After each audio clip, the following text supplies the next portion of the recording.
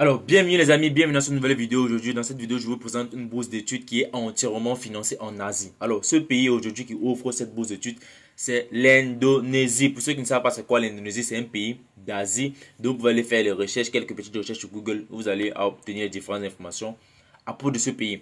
Alors, les amis, nous sommes sur l'écran de mon ordi, donc on va consulter directement les différentes informations ensemble. Alors, si tu es nouveau sur la chaîne, n'hésite pas de t'abonner et d'activer la cloche de notification pour être toujours notifié des différentes informations que nous partageons sur la chaîne. Sur ce, mets ton pouce bleu, mets ton like en fait. Alors les amis, on va commencer. Déjà, voici la page, je vais revenir sur la page principale. International Priority Scholarship, c'est le nom de la bourse en fait. Bon, je vais traduire la page en français pour vous, parce que pour moi, ça ne me dérange pas.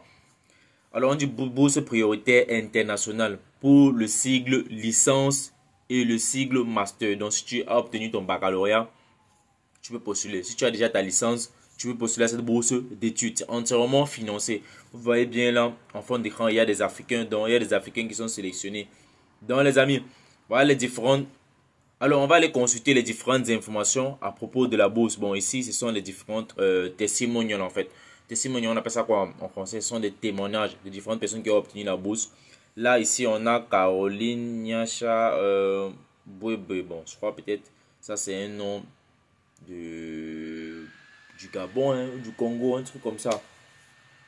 Mais c'est une africaine en fait, en tout cas. Alors, pour ceux qui veulent avoir les différents témoignages, vous pouvez aller regarder ces différentes vidéos là. Alors, ce qui nous intéresse aujourd'hui, les amis, c'est de consulter les différentes informations, des critères d'éligibilité avec les différents documents qu'on suit pour pouvoir postuler à cette bourse. Donc, on va laisser cette vidéo de testimonial et on va aller directement sur les différentes informations à propos de comment candidater, comment postuler pour la bourse en fait. Alors, nous sommes déjà sur la page où il y a toutes les différentes informations à propos de la bourse. On dit Student Application. Donc ici, là, sur la page sur laquelle on explique tout, comment postuler. Alors, cette bourse d'études ici, vous voyez bien là-bas, il y a le flyers avec tous les différents programmes et facultés que la bourse va couvrir. On dit International Priority Scholarship. Bon, je ne sais pas si je peux traduire cette page en français, mais je ne crois pas que le flyers va se traduire en français. C'est pas possible. Bon. Les autres éléments vont se traduire en français, mais le flyers ne peut pas. Vous avez vu, les autres textes sont traduits, mais le flyers ne peut pas. Alors, en fait, je vais lire et traduire pour vous. Alors, c'est International Priority Scholarship Undergraduate and Postgraduate Program.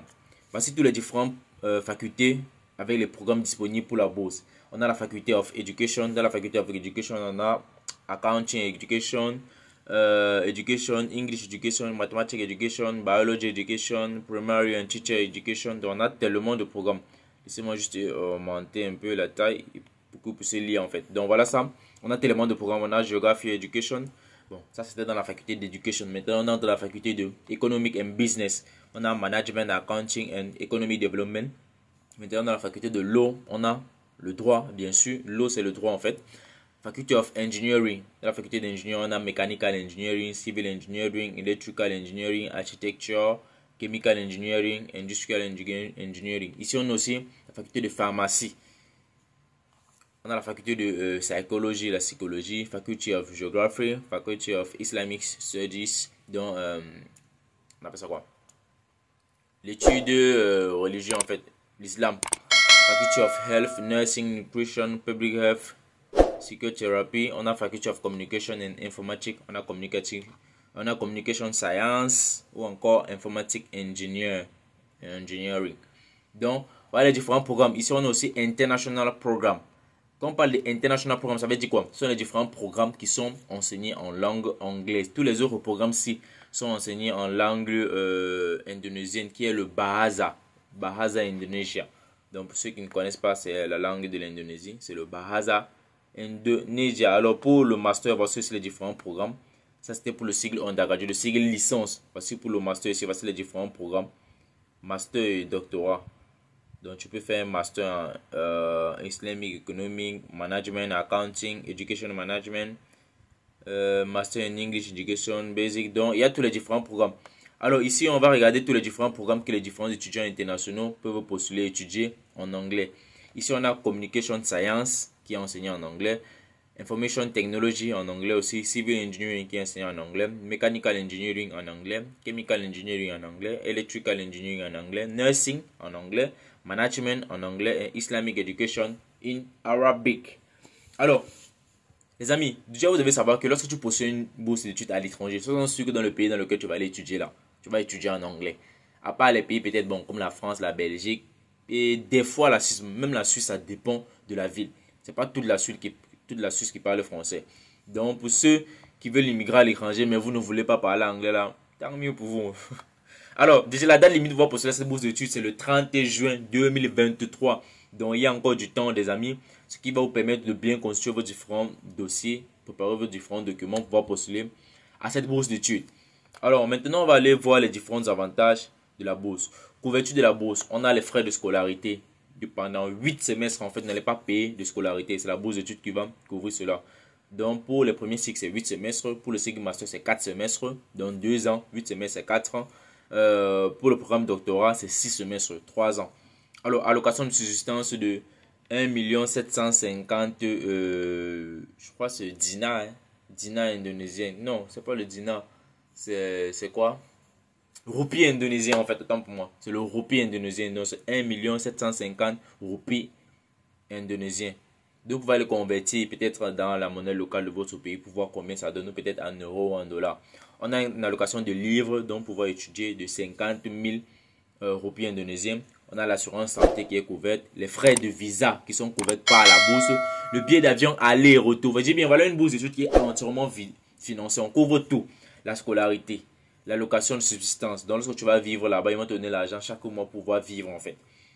Une allocation de livres, une assurance santé, les frais de visa, donc la demande de visa, ce sont eux qui vont payer cela. Le billet d'avion aller-retour de ton pays vers l'Indonésie, après tes études de l'Indonésie vers ton pays, c'est toujours la bourse qui paye cela. Donc, les amis, l'opportunité elle est là, c'est à vous de la saisir. Alors, on va continuer. Lorsque je fais des recherches comme ça, c'est pour vous partager cela en fait, les amis, pour que vous puissiez saisir ces différentes opportunités-là. Alors, le lien des programmes de premier cycle et de troisième cycle est ci-dessous. Bon, je vais vous mettre ces différents liens-là dans la partie commentaires, comme premier commentaire épinglé, les amis. Tous les liens des différentes bourses d'études, je les mets dans la partie commentaires. C'est le premier commentaire épinglé. Alors, petite pause. Pour ceux qui aimeraient faire la promotion de leurs différents business, produits ou services. Peut-être si tu as un centre linguistique, si tu as une agence de voyage ou quoi que ce soit, quel qu'en soit le produit et que tu aimerais faire la promotion de ton business, de ton entreprise, peut-être tes services, juste contacte-moi pour contacter. C'est très simple. Tu vas dans la partie description, tu verras le lien de mon groupe WhatsApp. Tu verras même le lien de mon compte Instagram. Tu verras même mon email adresse. Donc, il y a plusieurs moyens de me contacter, les amis. C'est assez très simple. Vous me contactez et ensemble, on pourra faire la chose en fait. Alors, on va continuer. On va descendre. Bon, en fait, les différentes informations sont finies. Alors, comment postuler? Je vais cliquer sur le lien pour le premier cycle et on va voir ensemble comment cela se présente en fait. Il faudrait que je vous montre. Alors, déjà, on dit ceci, télécharger les documents requis. Ils disent quoi? Attention, champ obligatoire. Donc, la partie où il y a les étoiles là, ce sont des champs obligatoires. Tous les documents requis doivent être téléchargés en format JPG, image en couleur et de taille maximale du fichier est de 300 kilooctets. Veuillez préparer tous les documents requis avant de remplir le formulaire et la liste des documents requis ci-dessous. Voici la liste des différents documents que vous devez préparer. Alors, quels sont les différents documents requis? Une photographie, bon, une image photo de toi, comme la photo du passeport. Tu dois préparer cela. On dit, veuillez télécharger une photo de couleur de dimension 4,6. Donc, je crois pas. Je pense bien en largeur, c'est 4. En hauteur, c'est 6. Un truc comme ça. Et de 500 kilooctets dans le poids de ton image, de 500 kilooctets à 1 mégaoctet. Et on dit tu dois avoir un t-shirt, on dit s'habiller formellement, t-shirt, chapeau, casquette, lunettes sont interdites. Bon, vous avez vu, eux-mêmes ils ont dit cela, on dit t-shirt, chapeau, casquette, lunettes sont interdits. Alors, certificat d'études secondaires, tu dois préparer ton certificat d'études secondaires, ton différents diplômes en fait, les relevés de notes aussi académiques. Ici on parle aussi de certificat de compétences en anglais. Vous que je vous ai dit que la bourse, en fait, vous allez étudier dans ces différents programmes-là en anglais. Donc, il faut présenter un certificat de langue, ce qui approuve que tu as un niveau de base en anglais, en fait. Donc, les amis, je vous ai dit, lorsqu'on cherche une opportunité de pouvoir immigrer à l'étranger, il faut se préparer en conséquence. Donc, tu ne peux pas vouloir immigrer, tu n'as pas de certificat. Donc, il faut faire cela. Je vous ai présenté aussi, je vous ai trouvé une solution pour du Duolingo English Test. Donc, vous pouvez faire votre certificat en ligne, en fait. Et cela ne coûte même pas 60 $, c'est 54 quelque chose de dollars pour pouvoir obtenir ce certificat-là. Donc, pour vous préparer gratuitement et pouvoir passer ce certificat. Alors ici on parle de certificat de compétence en anglais pour ceux qui postulent pour des programmes en anglais. Certificat de compétence Bahasa. Bahasa en fait est pour ceux qui vont étudier dans la langue indonésienne qui est le Bahasa Indonesia. Alors ici on parle de la couverture du passeport, donc la photo de la première page en fait où il y a le nom de ton pays, etc. Là on dit veuillez télécharger votre passeport de couverture. Assurez-vous de numériser entièrement, chaque coin doit être numérisé, donc la couverture de ton passeport. Après le passeport en lui-même où il y a tes différentes informations, les différentes pages où il y a tes différentes informations en fait. Ici on parle aussi de lettres de recommandation. Fournissez une lettre numérisée de recommandation en anglais ou en Bahasa d'une personne qui reconnaît votre dossier académique, un enseignant, un professeur, un encadreur. Donc vous connaissez déjà, j'ai toujours l'habitude de vous expliquer comment ça se passe. Un certificat de santé à télécharger.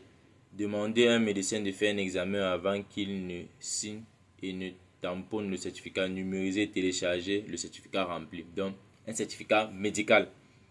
Un certificat, bon, ici il demande aussi un certificat de Sandro, donc pour vous assurer que vous n'êtes pas un consommateur de stupéfiants. Bon, ici on a dit c'est facultatif, donc c'est pas obligatoire. Il y a aussi essai d'accomplissement, c'est aussi facultatif, c'est pas obligatoire. On a aussi expérience, essai d'expérience d'organisation. Quand on dit essai, ça veut dire quoi? Un essai, donc un formulaire, bon, je sais pas trop, mais comment on dit un peu essai writing. Donc tu dois écrire quelque chose, donc c'est ça. Ici, on dit lettre de déclaration, c'est obligatoire. On dit comme l'exige le gouvernement indonésien, l'étudiant international qui étudie en Indonésie ne doit pas être impliqué ni dans les activités politiques ni dans le travail. Les candidats doivent télécharger une lettre de déclaration suivante et signer et le télécharger ci-dessous. Donc voici le document en fait. Donc les amis, voilà la déclaration là. Je vais vous ouvrir cela pour que vous puissiez voir comment ça se présente. Vous devez lire et signer. C'est une déclaration qui va prouver en fait que vous ne serez pas dans des activités politiques là-bas. Donc voilà ça, voilà le document. C'est une page, c'est assez simple. Vous signez, vous lisez.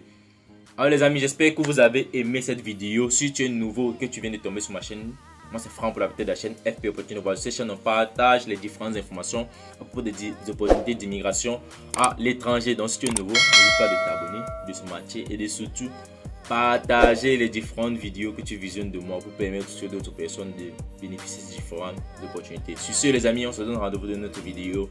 Peace out.